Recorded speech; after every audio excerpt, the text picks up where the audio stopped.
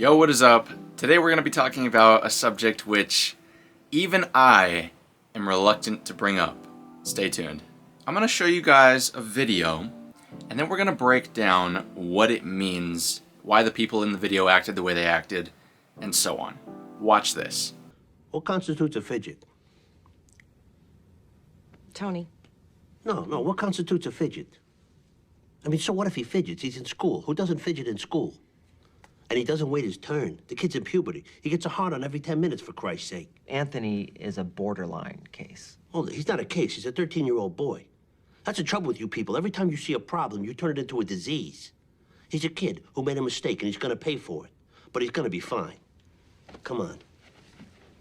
Now let's break this down. Anytime you're in a situation similar to this one, you need to separate each entity or group of people into categories. The mother is a category, the school counselor is a category, and the father's a category. Or, if we're talking about your own life, you are a category as well. Each of these entities, now, in some cases it might be a whole group of people, but in this video, it's 3 people. Each of these entities is its own category. Each of these entities is its own faction. The only thing constant in this universe is change and power. This can be expanded on a global scale or shrunk to a microscopic scale. The only difference are the stories we tell about them. Entities are always vying for power. Now, without digressing too far, I wanted to set that frame, but now we're talking about the video. The school counselor is the bureaucracy. It is the authority. Let that part sink in. The school counselor is the authority. The man, the father, right, Tony, is also the authority. Or maybe he's an authority. He's one of the authorities. And the woman is a conduit of the authority. Women in general are not authorities. Women are conduits of authority, not authorities onto themselves. And this is because in a woman's mind, there's no such thing as reality. Now, of course, there's exceptions, but that doesn't disprove the general point. A woman doesn't see reality. Women see entities of authority, okay? And in this particular case, there's one entity of authority, which is the counselor, the bureaucracy, and the other entity of authority is Tony, right? Her husband, the father of the child.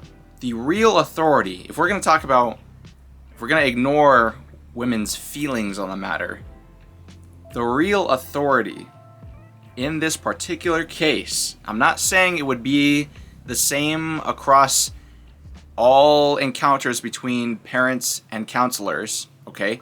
But in this particular case, the real authority, the person who's in the right in this situation, is Tony. It's the father. There's nothing wrong with the kid.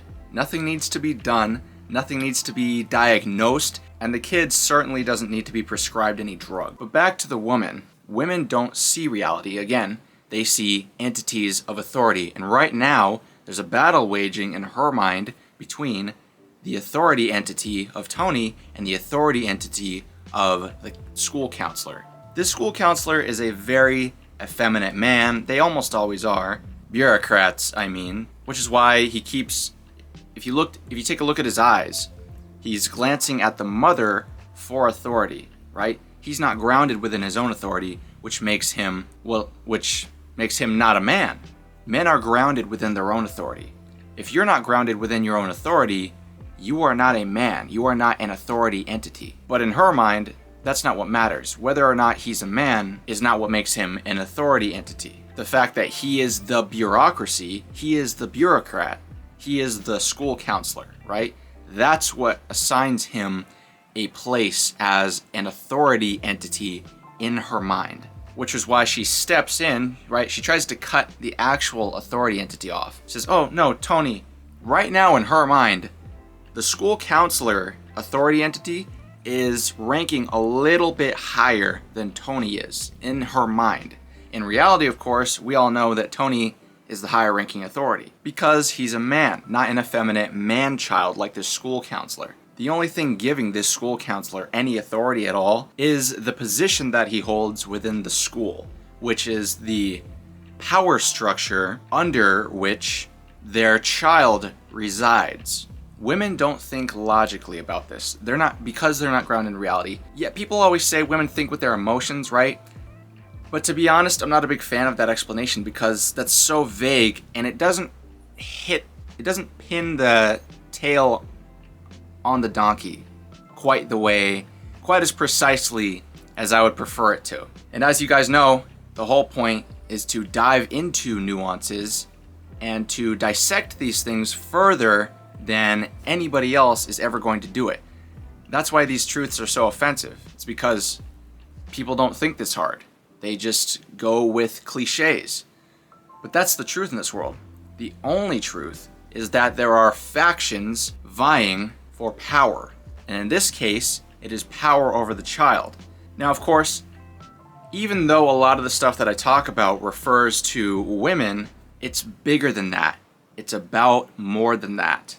Remember earlier in the video when I said that women are conduits of authority, not authorities unto themselves? Well, for decades now, in real life, right, in the US at least, if not most of the Western world, women have been conduits of authority for the state. In this case, the deep state, the shadow government, whatever you might want to call them, right? The socialists trying to take control of America. This bureaucrat, this school counselor, if we, follow the trail of breadcrumbs of authority, leads back up to the deep state. Now, I'm not saying an educated man, a guy with a psychology degree or a sociology degree, is not a real man. What I'm saying is that he has not taken this knowledge that he's gained and used it to enforce his own authority that he's grounded himself within. Rather than teaming up with the father and reassuring the mother that nothing's wrong with the child, he is actually a very effeminate man who's never once in his life been grounded in his own authority. Now, it's a made-up character, so we don't know the reason for that. But he is using his degree, the knowledge, right, that he gained through his pursuing of his degree as the authority point. And of course, universities are controlled by the deep state as well, which is why, if we follow the breadcrumb trail of authority, it's going to lead back up to the deep state, the socialists.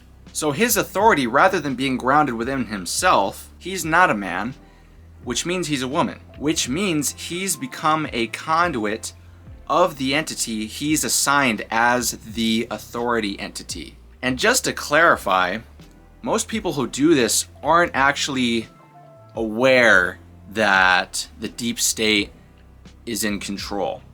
It's been slowly injected into our society for decades to the point where it's so ingrained in our culture. If you even ask questions about it, you're called a misogynist, you're called an incel, or just whatever other insult they can come up with. When really all you're doing is asking a question.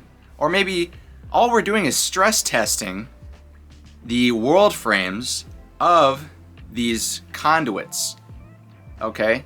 But because of the fact that they're not grounded within their own reality, they're not grounded in reality at all, the cognitive dissonance ignites within their head, and they don't know what to do with themselves. They don't know how to respond, and so they refer back to the authority entity. So to wrap up, let's bring this all together. The reason women are not taken seriously or trusted to make decisions even for themselves, but much less on behalf of other people or entire societies, is because they are not authorities, they are conduits of authority. Even a man is not necessarily an authority unless he is grounded within his own reality. If it's an effeminate man or a man-child, he is to be thought of and treated like a woman, treated as a conduit, not as an authority. When asking yourself or trying to figure out why women believe certain things or why effeminate man-children believe certain things, you can't ask them specifically. You can't go up to them, and it's the same thing for asking women about dating advice or anything else. They don't think, okay? They don't think. In order to be able to think, you have to be grounded in reality. When trying to figure out why they believe the things they believe, you have to refer to their authority entity. Don't ask them. If the authority entity changes by telling them a different thing to believe, or if it just dissolves, they will pick a different authority entity. Or they might hang on to this dead version of the authority entity. And a lot of the time, hanging on to this dead authority entity or dead authority faction is how they trick themselves into believing that they are actually coming up with these ideas.